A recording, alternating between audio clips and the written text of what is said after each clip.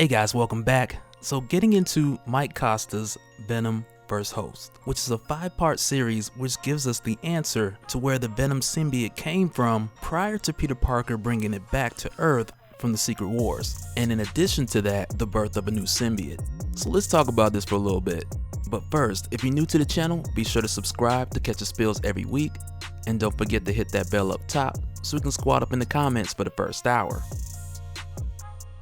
Alright, so when we first got this series, I'll admit, initially I was skeptical, and not because it was written by Mike Costa, but more so to the point of us getting a story or a retcon that would tie into the pre-existing origin of the symbiote that we got in the early 60s, with Peter Parker bringing the symbiote back from the original Secret Wars, then later discarding that symbiote, and immediately after, that symbiote bonding with Eddie Brock. And in addition to that, we also get the explanation for why the symbiote doesn't remember this history, to which I'll go into much more detail in just a little bit. But first, as far as the time of when this takes place, when Eddie comes to find out the events of this history, it's before the events of Donny Cates' Venom Volume 4, but after the birth of Carnage and the events that we had talked about before, where Flash Thompson had visited the other planet composed of Clintar during his time fighting alongside with the Guardians of the Galaxy. So we're post Age of Venom and pre-Donny Cates.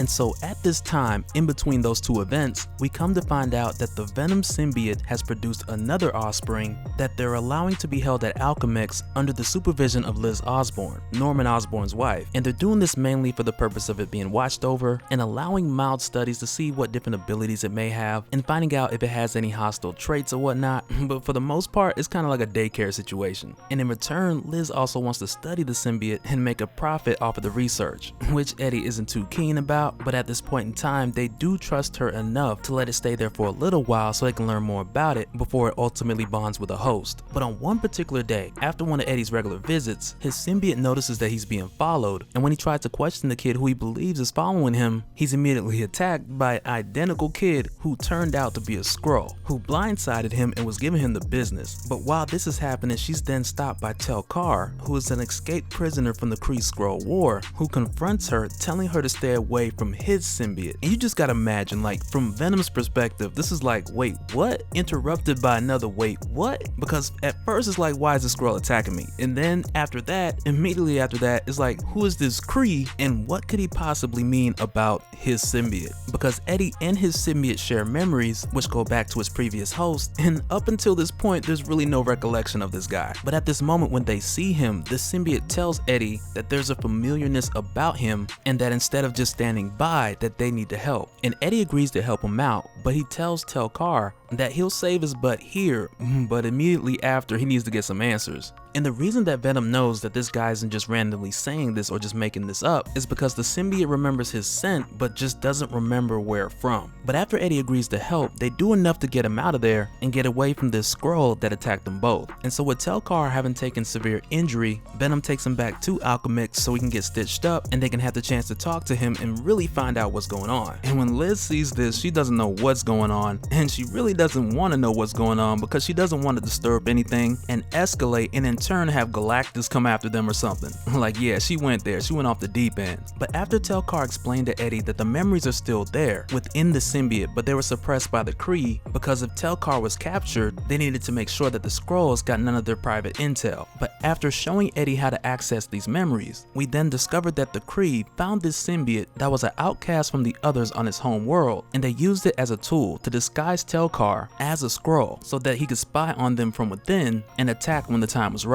And so during the war, at one point in time, he had blown his cover, saving some Kree prisoners, and in doing so, he discarded the symbiote, handing it over to the prisoners to return to Hala. And this way, the intel would get to an admiral and they'd be updated on his status. But this never happened because shortly after, as the prisoners were escaping and Tel-Kar was fighting off the Skrulls so they'd have the opportunity to get away, the symbiote rushed back to Tel-Kar, who was pretty much on a suicide run trying to buy them time, but as a result, both of them were left behind, both Tel-Kar and the symbiote, as the prisoners got away. But it's from there that Tel-Kar does not know what happened to the symbiote. He explains to them that after years later, after being stolen as a prisoner and traded back to his sworn enemies, that he had finally escaped the Skrulls again, and years later, he had heard stories about Flash Thompson, who was from Earth, and from that moment he made his way back so he could find the symbiote and they could be one again. And when he says all of this, the symbiote confirms that it's true, because once again, these are a combination of memories from Flash Thompson and other memories that have been suppressed that have now been released. And so after they're caught up with this history, Tel-Kar gives the symbiote the opportunity to return back to him, to which the symbiote declines because he's happy here with Eddie. And after hearing this response, Tel-Kar's like, okay,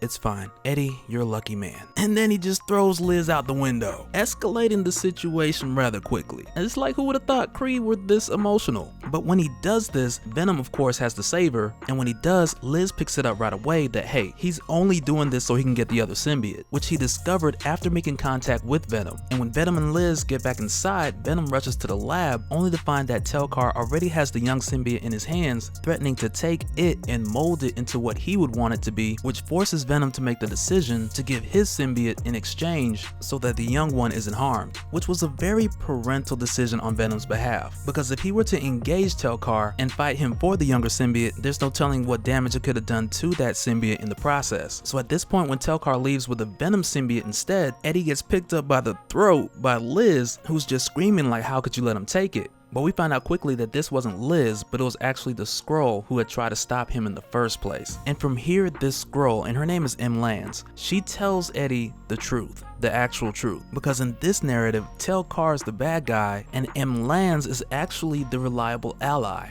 And so from here, with M. Lance giving them the actual history of what happened, I'm gonna fill you guys in from like the very beginning all the way up to this point. Because the history that Tel-Kar told them, it was true, but he left out a lot of details. Because when we get into the actual truth in its entirety, when the Kree discovered this unnamed planet that happened to have symbiotic life on it, they discovered a symbiote that was separate from the rest and unbonded and more or less considered an outcast among its own, and they took this symbiote so that they can use it in the Kree-Skrull War to disguise themselves as a Skrull, much like Tel-Kar said, and they did so upon discovering that these symbiotes could also give you the ability to shapeshift, so then not only would their soldier blend in, but they would also have the abilities of a Skrull and shapeshift whenever needed. And when Tel-Kar was given the symbiote, he was selected amongst hundreds, because as many of you already know, the symbiote won't just bond with anyone. But in addition to doing so, the Kree genetically modified Tel-Kar so that in addition to bonding with the symbiote, he could also control it, suppressing the symbiote's thoughts and more or less making it bend to his will.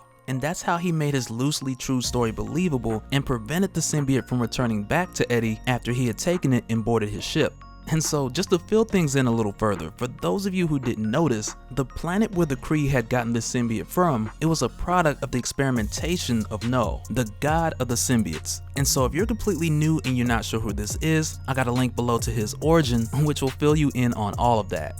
And so now if you guys remember when we talked about the Origin of Knull, at one point in that video I'd mentioned where he had awoken on this unnamed planet after losing the Necro Sword, but it was here where he continued to experiment by drawing his creations from the living abyss, to which he found out there they would connect in symbiosis with the existing life on this planet, and it was there that we got the birth of the first symbiotes. And as we discussed before, we know from there Knull went from planet to planet experimenting on different species, but this is how the Kree got their hands on a symbiote and used it as their weapon during the Kree-Skrull War. And so as it turns out, Tel-Kar, most of his story is true. He did serve as a soldier, he did save many of the prisoners, and also made an attempt to return the symbiote so that his superiors would gain the intel and hopefully use it as a benefit towards winning the war. And so as M. Lance goes on to describe Tel-Kar's contributions during the months that he was undercover, she goes on to tell Eddie that the Skrulls still have no idea the extent of damage that he's done or the extent of damage that he had done and whether those were the leading causes of them losing the war. But much like he described, at the moment where he handed over the symbiote for the prisoners to take back to his people, he was then apprehended and interrogated, and to that point, fortunate enough for the Kree, he wasn't no snitch. But because he had never returned to his people and the symbiote had never made its way back to give them the intel, the Kree in turn considered him a deserter, and the reason that M. Lance went to Earth to destroy the symbiote was because she knew that Tel-Kar, who had revealed this information upon his escape, had hidden a biological weapon that will wipe out the Skrulls in their entirety.